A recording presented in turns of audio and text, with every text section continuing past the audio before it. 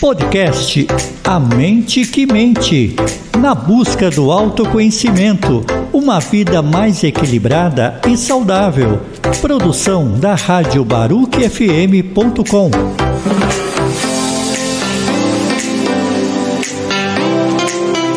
Olá pessoal, tudo bem? Estamos aqui pela Rádio BaruchFM.com e também pelas plataformas de streaming com podcast A Mente que Mente. Eu sou Bruna Weinrebe e esse é um programa voltado para o autoconhecimento. E a cada semana teremos um convidado diferente. Hoje, a nossa convidada é a Rebeca Numa e falaremos sobre o tema maternidade e depressão. Oi, Rebeca. Primeiro eu queria muito te agradecer e, bom, para as pessoas te conhecerem, queria que você se apresentasse. Oi, prazer, eu sou a Rebeca. Primeiramente queria agradecer o convite, estou muito feliz de estar aqui. Bom, eu tenho 31 anos, sou mãe de 2 crianças, da Naya, de 11 meses, e do Cauã, de 8 anos. Sou casada, sou professora de balé infantil e sou formada em design de interiores. Ai, que delícia. Bom, a gente tem aqui também uma convidada muito especial, que é a Naya, que é a filhinha da Rê, que tá aqui também para ajudar a mãe e também acho que tem tudo a ver com o que a gente vai trazer hoje, né? Verdade. Você vê, a gente tá falando sobre maternidade e Com a cria tá aqui do lado, né? Então, Naya, muito prazer, viu? Seja bem-vinda, tá bom? Daqui a pouco ela vai se soltar mais. Não, se vocês pudessem ver no vídeo, você vê que graça que ela é. Bom, vamos lá, Rê. Vamos começar, assim, falando... Acho que é legal a gente falar sobre maternidade. E eu queria que você começasse explicando, na verdade, falando o que significa maternidade pra você, né? Tá, esse é um assunto que eu gosto muito de falar, porque... Eu costumo até brincar que se eu tenho um dom na vida, esse dom é ser mãe. Eu amo ser mãe, eu amo me dedicar aos meus filhos. E pra mim, a maternidade representa toda a minha vida. Parece até exagero, né? Mas a Naya e o Cauã, eles simbolizam, assim, 90% da minha existência. Eu acho que eles me salvam todos os dias. E eu acho que se eu não fosse mãe, com certeza eu seria uma pessoa incompleta. Certeza. Nossa. Você acha que ser mãe é um dom? Eu acredito nisso. Eu acredito que a maternidade é um dom. A gente vai desenvolvendo, né, as ferramentas necessárias para ser uma boa mãe, para ser um bom pai. E como tudo na vida, eu acredito que a maternidade precisa de dedicação. Sim. A gente não nasce preparado para ser pai, para ser mãe. É bom você então falar a gente isso. precisa se preparar para isso, a gente precisa estudar. É como tudo na vida, a gente precisa de um preparo. E aí existem as pessoas que se dedicam mais e as que se dedicam menos. Sim. E eu me encaixo no grupo das pessoas que se entregam assim de corpo e alma para maternidade. Então me fala quais são assim as ferramentas que você utilizou no processo de ser mãe, né? Porque isso é muito importante. Sim. Quero ser mãe, mas não é todo mundo que tem uma estrutura, principalmente emocional, para ser mãe, né? E eu acredito que a estrutura principal é a emocional.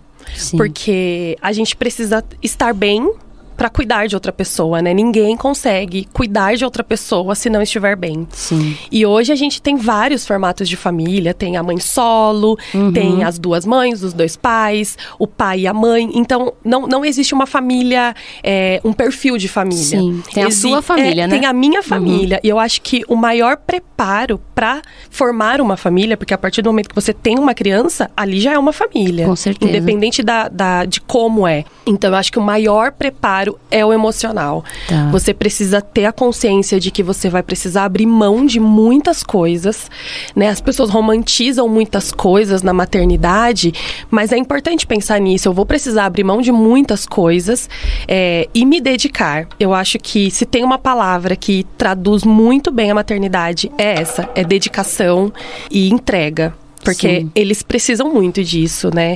Para que eles cresçam crianças saudáveis, tanto fisicamente como emocionalmente. Sim. E isso depende sempre do pai e da mãe da criança, né?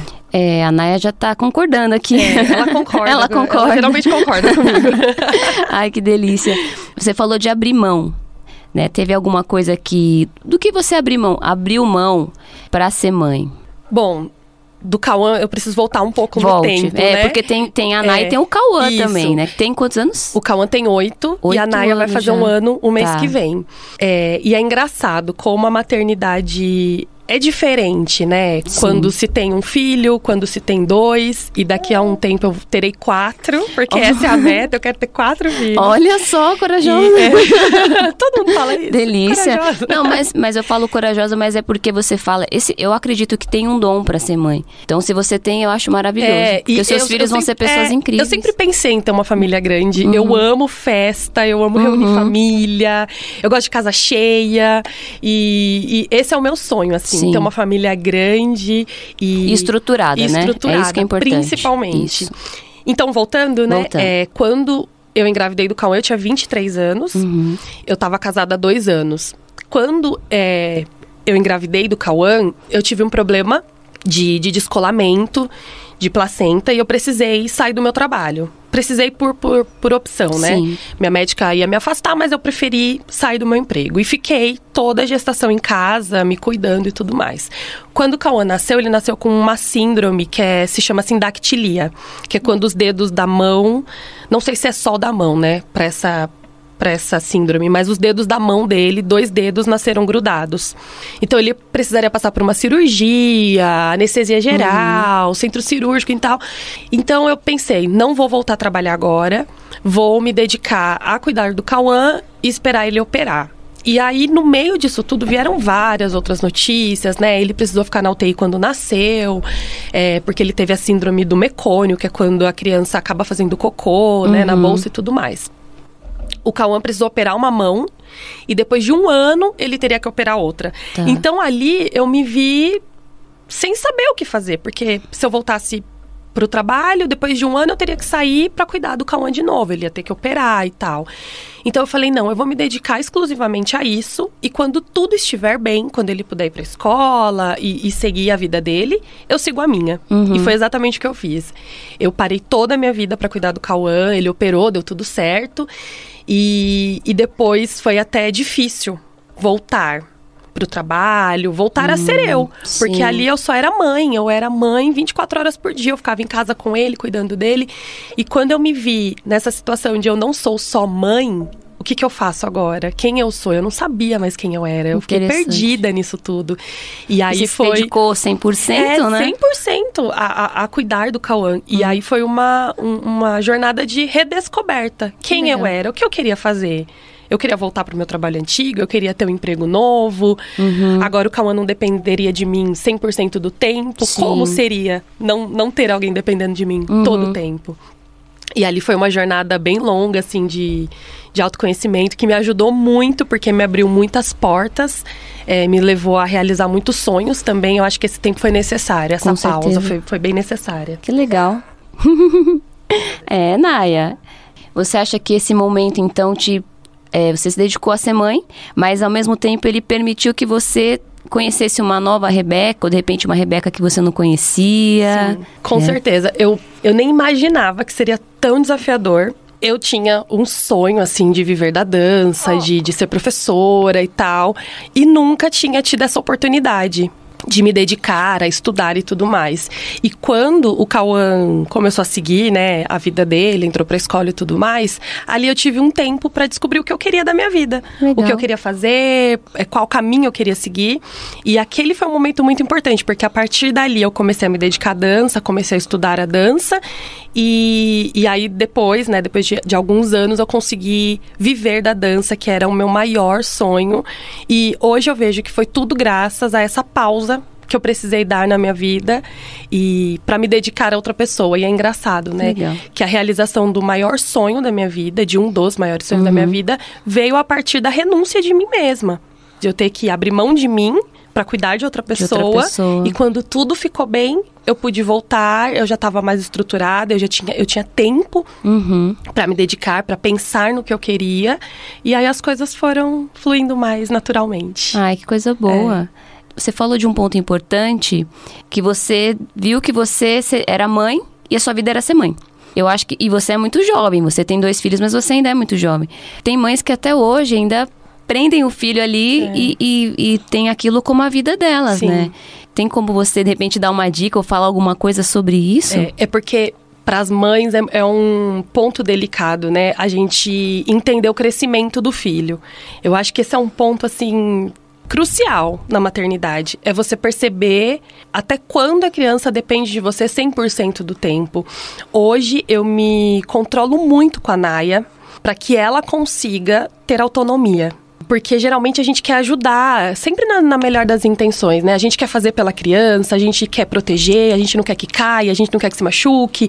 E é o correto, a gente precisa sempre zelar pela integridade da criança, mas a gente precisa deixar a criança explorar as coisas. Sim. Então, às vezes, ela tá ali brincando com alguma coisa de encaixe, ela não tá conseguindo encaixar e fica nervosa. E a minha primeira reação é, eu vou encaixar pra ela, eu faço por ela. Isso é muito importante. E a gente precisa sempre se controlar. O Cauã hoje já tem 8 anos, ele é um pouco maior. E ele hoje enfrenta as próprias circunstâncias da vida dele, os desafios da vida dele. E às vezes eu tenho que me controlar para não interferir. Porque por mais que ele tenha 8 anos, ele ainda é uma criança, ele precisa usar as ferramentas que eu mesma dei para ele. Ele precisa aprender a controlar a ansiedade dele, ele precisa aprender a controlar a raiva dele, porque criança, elas têm umas explosões muito, muito fortes, assim, às vezes de nervosismo e de frustração, porque eles não conseguem entender os próprios sentimentos. Então, ao invés de interferir e mostrar como deve fazer, eu acho que o melhor caminho é você entregar as ferramentas para a criança, para que ela consiga sozinha administrar tudo, administrar os sentimentos, as frustrações. Isso é muito importante. É claro que sempre sabendo que a mãe tá ali do lado, que o pai tá ali do lado, o cuidador, enfim. Sempre sabendo que tem uma pessoa do lado dela. Sim. Mas que ela tem autonomia para fazer aquilo que ela precisa. Você está ouvindo o podcast A Mente que Mente.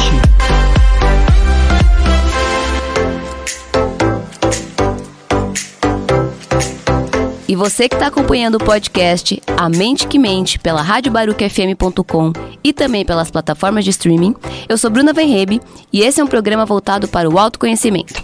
Mais informações você encontra nas redes da radiobaruquefm.com e no Instagram, @amentepodcast, e também no nosso canal no YouTube. Bom, e hoje a nossa convidada é a Rebeca Numa e a gente está falando aqui de maternidade e voltando a falar sobre maternidade, enfim, e essas questões que assim tem tanta coisa legal pra gente conversar. Eu queria que você falasse como é que foi engravidar na pandemia. Nossa, foi um desafio. Eu imagino. Foi. A Naya não estava prevista, né? Não estava nos planos. Eu até brinquei, né? No começo, que eu quero 4 filhos. Mas, a princípio, a minha expectativa, assim, de família seríamos eu, Eduardo e o Cauã. Porque eu sempre, como eu te falei, eu me dediquei muito ao Cauã. Então, eu imaginava que eu não seria capaz de me dedicar a outra criança como eu me dediquei ao Cauã. Eu não sabia se eu estaria preparada para isso. Então, na minha cabeça estava, eu só serei mãe de uma criança, que é o Cauã. Tá. E acabou. E eu até falava, não, eu não vou conseguir amar outra criança como eu amo o Cauã. Eu sou incapaz de amar alguém como eu amo ele. Então, eu prefiro não ter mais filhos. Eu passei por um processo bem difícil, assim, com a perda da minha mãe em 2019. Em 2020, minha mãe morreu em setembro de 2019. Em setembro de 2020, eu tive uma síndrome que se chama síndrome do aniversário. Que é quando você começa a desenvolver vários transtornos na data em que completa o aniversário de morte de alguém muito importante na sua vida. Entendi. E eu nem sabia que isso existia. Gente. E aí, quando foi em setembro de 2020, parece que uma chave virou. E eu comecei a reviver tudo que eu vivi em setembro de 2019 com a perda da minha mãe. Só que numa intensidade muito maior. E eu não entendia o que estava acontecendo comigo. Eu comecei a me transformar de uma hora para outra. Tudo desencadeou numa conversa. Eu estava conversando com meu marido, a gente acabou entrando numa discussão, mas discussão assim, coisa de casal. E aquilo desencadeou assim... Talvez tenha sido um gatilho, de repente? Talvez tenha sido um gatilho, mas eu já sentia o meu corpo diferente. O mês de setembro entrou.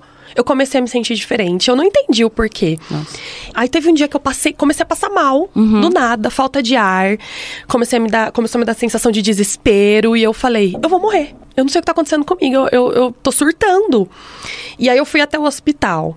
E aí chegando lá, eu fui atendida no pronto-socorro. E o médico quase não me perguntou o que estava acontecendo comigo. E me passou um remédio para epilepsia. Super forte, tarja preta. E eu ali naquele desespero, não conseguia falar com a minha médica, com a minha ginecologista. Comprei o remédio e falei, não, eu vou tomar, porque eu não posso... O que tá acontecendo comigo? Eu não tô entendendo. E comecei a tomar o remédio, e ali eu começaria a enfrentar a parte mais sombria da minha vida. Então, você tomou um remédio que não era o que você deveria ter tomado. Exatamente, que não era apropriado para o que eu tava sentindo. Perigo. Porque ali eu estava entrando num processo de depressão. Tá. E ele me passou um remédio para enxaqueca, né? Pro tratamento de enxaqueca, porque eu sentia muita dor de cabeça. E comecei a tomar esse remédio. E a partir dali, a minha vida desandou. E ali eu começava a enfrentar, assim, o pior momento de toda a minha vida. Deixa eu só entender, então. Você acha... Eu sei que você está passando por esse processo.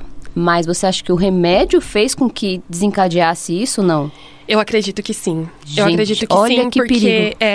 Porque eu comecei a ficar um pouco dependente também do remédio. Eu surtei real, assim. Eu comecei a ter muitos pensamentos de suicídio, muitos. Todos os dias eu pensava em me matar. Chegou ao ponto de eu falar pro Eduardo que eu não queria mais estar casada com ele.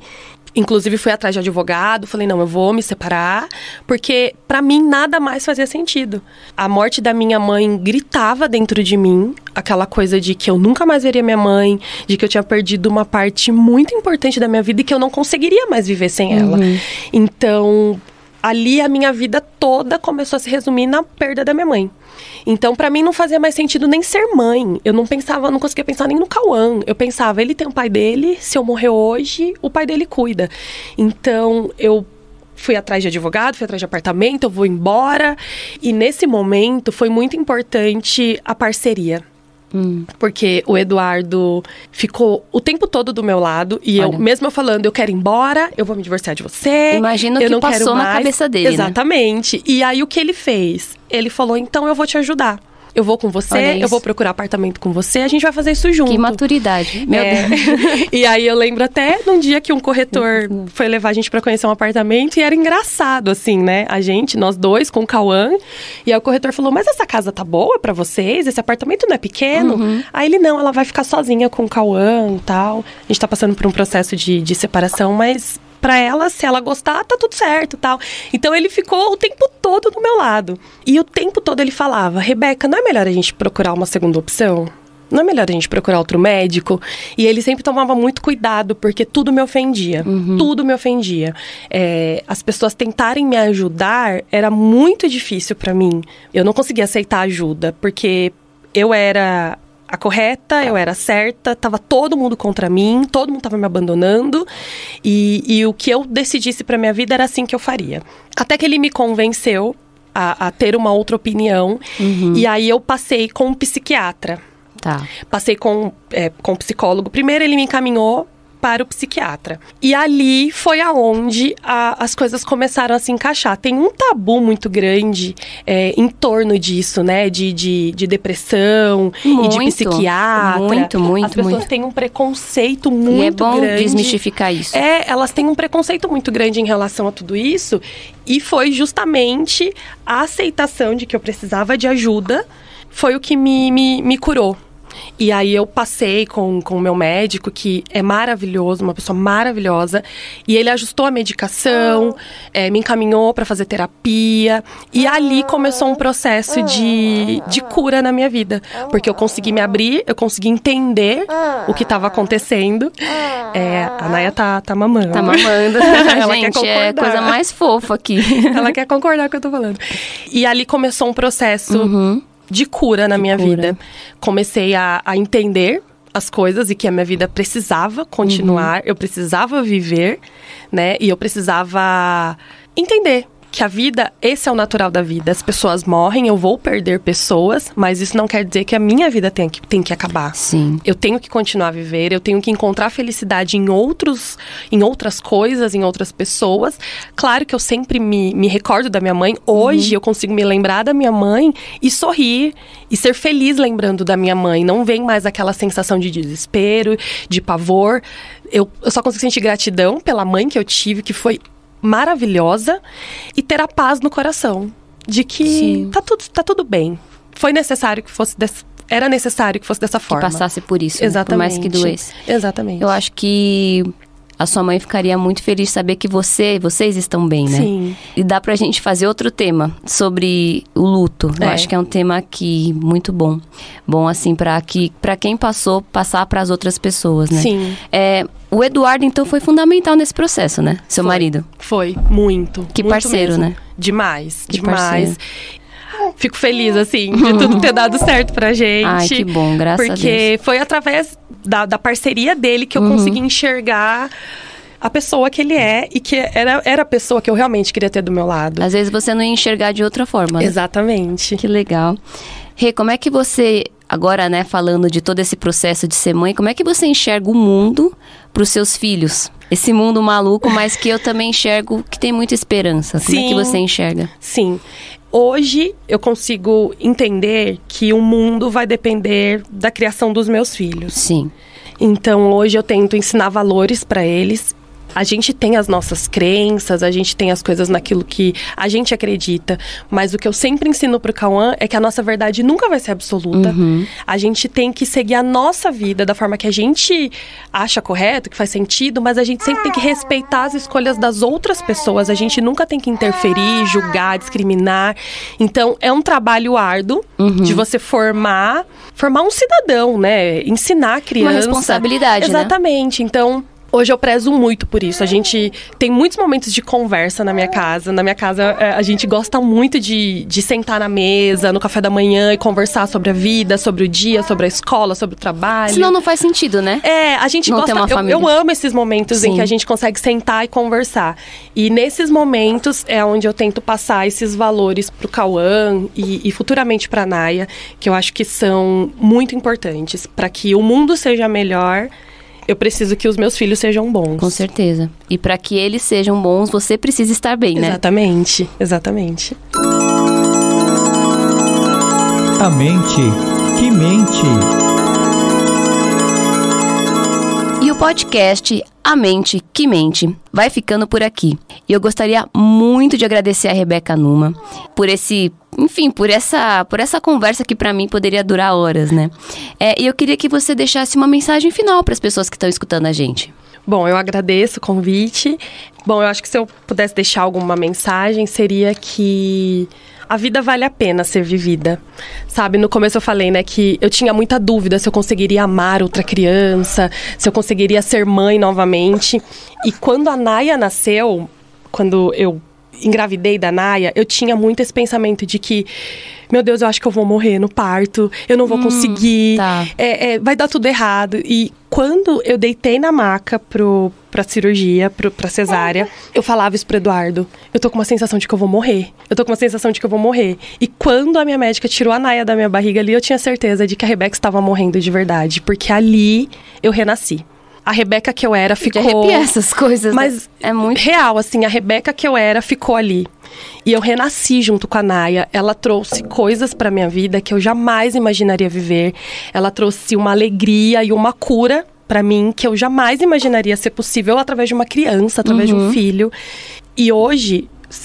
a mensagem que eu deixo é: insista na sua família, sabe? Independente das circunstâncias, a gente passa por muitas situações difíceis, mas a família é algo que realmente vale a pena. Eu acho que é algo que, uma batalha que vale a pena ser lutada, sabe? Sim. Então, eu desejo para todas as pessoas que encontrem... Ela já tá se despedindo. Ela tá dando tchauzinho aqui. Tá acabando. Eu desejo que as pessoas encontrem esse amor na família, nos filhos, nos companheiros. E é isso que eu desejo para as pessoas. Eu desejo muita luz, eu desejo muito amor e acima de tudo, o autoconhecimento e o amor próprio. Perfeito. Eu acho que isso é essencial. Maravilhoso. Que aí a gente cuidando da gente, a gente pode cuidar bem desses nossos filhos, né? Exatamente. Você quer deixar o seu contato pro pessoal, de repente, eu acho que você tem muito conteúdo pra trazer. Você tem algum contato pra deixar pras pessoas te conhecerem? Eu costumo compartilhar bastante coisas da minha vida, da maternidade no meu Instagram. Quem quiser me acompanhar é Rebeca Numa. Numa. Isso. Rebeca Numa, né, Naya? A Naya também ainda não tem Instagram, né, Naya? Mas ela aparece bastante lá. Ela aparece.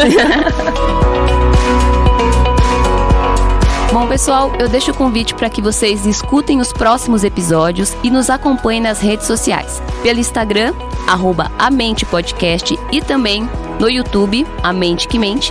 E lá você tem todas as informações e também na grade da programação da radiobaruquefm.com e nas redes sociais. Esse podcast tem produção e apresentação de Bruna Weinreb, sonoplastia e coordenação de Afrânio Vanderlei. Obrigada, pessoal, e até os próximos episódios. Podcast A Mente que Mente. Na busca do autoconhecimento, uma vida mais equilibrada e saudável. Produção da radiobaruquefm.com.